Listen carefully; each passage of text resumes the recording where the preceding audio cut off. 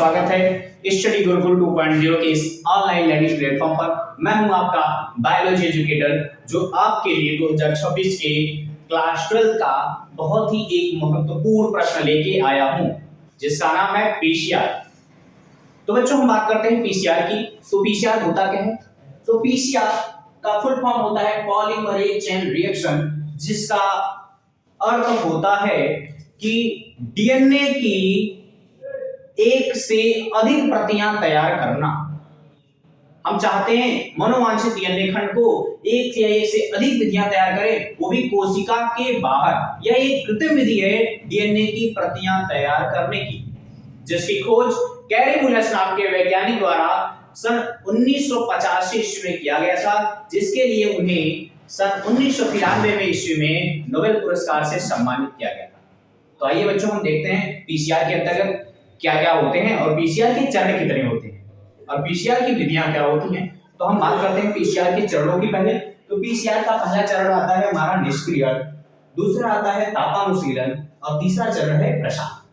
मैंने बखूबी यहाँ पे आपको तीनों स्टेप के में कौन कौन सी क्रियाएं होती हैं वो सारी चीजों पे यहाँ पे एक्सप्लेनेशन और फिगर के साथ किया है। आप देख सकते हैं फर्स्ट स्टेप में आपका आता है निष्क्रियण, सेकंड स्टेप में आता है आपका तापानुशीलन और थर्ड स्टेप में आता है आपका प्रसार। तो हम बात करते हैं बच्चों, ये आपका मनोवांछित डीएनए खंड है जिसकी हमें प्रतियां तैयार करनी है। हम करते क्या है, पीसीआर मशीन के अंदर इन मनोवांछित डीएनए खंड को डालते हैं और उस डीएनए खंड में आप देख सकते हैं एडेनिन, गुआनिन, साइटोसिन और अपने जिन हाइड्रोजन बंधों के साथ जुड़े होते हैं ये जुड़े हुए हैं। और इन मनोवांछित डीएनए खंड को हम जब पीसीआर मशीन के अंदर डालते हैं तो होता क्या है, फर्स्ट स्टेप के अंतर्गत हम इसको 94 से 98 सेंटीग्रेड ताप पर गर्म करते हैं। तो गर्म करने के पश्चात होता क्या है बच्चों, गर्म करने से होता यह है कि इनके मध्य के हाइड्रोजन बंध, इनके मध्य जो हाइड्रोजन बंध आपको यहाँ पे दिखाई दे रहे हैं ग्रीन कलर से, ये हाइड्रोजन बंध बच्चों टूट जाते हैं और टूटने के फलस्वरूप कुछ इस प्रकार के हमको टेम्पलेट प्राप्त होते हैं। उसके साथ ही साथ इनके जो कुंडलित अवस्था में डीएनए हैं, जो कुंडलन खुल जाते हैं और खुलने के पश्चात होता क्या है, ये हमको एक टेम्पलेट यानी रज्जु के रूप में आपको दिखाई देते हैं। यहाँ पर आपको ये सेकंड स्टेप के तौर पे दिखाई दे रहे हैं। यहाँ पे आपको जो डीएनए खंड के रज्जु खुले हुए दिखाई दे रहे हैं जिसमें हाइड्रोजन बंध क्या हो चुके हैं, टूट चुके हैं। लेकिन प्रश्न अब यहाँ से ये उठता है कि सर हमने न्यूक्लियोटाइड्स को इतनी गर्म यानी तप्त अवस्था में इसको गर्म किया है तो ये न्यूक्लियोटाइड्स खराब क्यों नहीं? तो बच्चों क्यों खराब नहीं होते हैं? क्योंकि इसमें हमने टैग पॉलीमरेज एंजाइम मिलाया था जो कि इनको उच्च प्रवणता प्रदान करता है, अर्थात इनको इतनी उच्च अवस्था में भी जलने से क्या करता है, सुरक्षित रखता है बच्चों। अब आते हैं हम सेकंड स्टेप में। सेकंड स्टेप जो उसका है तापानुशीलन। इसमें होता क्या है, इसमें होता ये है कि जो टेम्पलेट जो पहले कुंडलित अवस्था में थे वो रज्जु के रूप में बदल चुके हैं। अब उनमें होता है कि उनको हम 94 से 60 सेंटीग्रेड ताप पर ठंडा करते हैं। पहले हमने यहाँ पर 94 से 98 सेंटीग्रेड पर गर्म किया और सेकंड स्टेप में हम करते हैं 94 से 60 सेंटीग्रेड ताप पर उसको ठंडा करते हैं।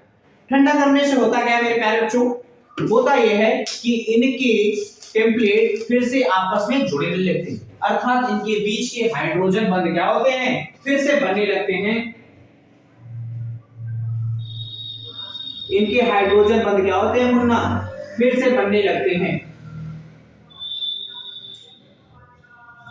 ये हाइड्रोजन बंध फिर से बनने लगते हैं, आपस में जुड़ने लगते हैं।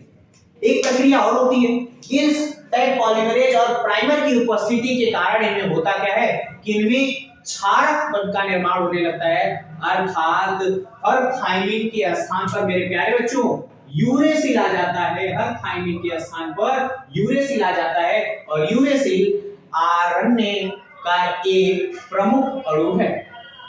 ठीक है, ये करते क्या है, यहाँ पे हम आरएनए पॉलीमरेज का निर्माण क्यों होता है, यूरेसिल के द्वारा आरएनए पॉलीमरेज। ये कुछ निश्चित यहाँ पे आपको दिखाई दे रहा है कि एक लाइन दिखाई दे रही है जो कि एक निश्चित खंडों में ही केवल यूरेसिल का निर्माण होता है, हर जगहों पे नहीं, कुछ निश्चित खंडों पर ही होते हैं। और ये निश्चित खंड करते क्या है, हमारे इस अभिक्रिया के दौरान आरएनए पॉलीमरेज का निर्माण करते हैं। अर्थात प्रोटीन संश्लेषण करते हैं। यहाँ पे प्रोटीन की उपस्थिति के कारण इस अभिक्रिया में इसको ऊर्जा प्राप्त होती है।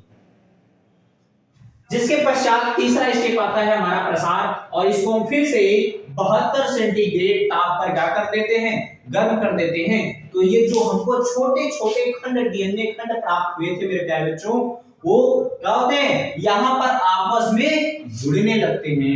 लेकिन जुड़ने के लिए यहाँ पर हम एक और एंजाइम मिलाते हैं जिसका नाम है डीएनए लाइगेज। क्या नाम है बच्चों, डीएनए लाइगेज एंजाइम। ये डीएनए लाइगेज एंजाइम उन छोटे छोटे डीएनए खंडों को जोड़ने का काम करते हैं। अब यहाँ से एक प्रश्न और उठता है कि सर आपने यहाँ पे बताया कि यहाँ पर यूरेसिल आ गया, और यूरेसिल होता है आरएनए का अणु, तो वहां पर डीएनए स्ट्रक्चर कैसे बन गया। तो मेरे प्यारे बच्चों, सेकंड स्टेप में ही जब हम इसको गर्म कर रहे थे, तापमान उछीलन दे रहे थे, तो इसके स्थान पर यूरेसिल आ गया था। जब ये आपस में जुड़ने लगते हैं आरएनए पॉलीमरेज की उपस्थिति के कारण, अब यहाँ पर आप क्या आ जाते हैं, प्रसार की विधि में तीसरे स्टेप में। तो जब हम इसको फिर से गर्म करते हैं, तो गर्म करने के पश्चात इसके क्षारकीय गुण जो होते हैं वो समाप्त हो जाते हैं, और समाप्त होने के फलस्वरूप यहाँ पर हर यूरेसिल के स्थान पर फिर से हमारा मुन्ना डीएनए अणु का एक अंग आ जाता है जिसका नाम है थायमिन।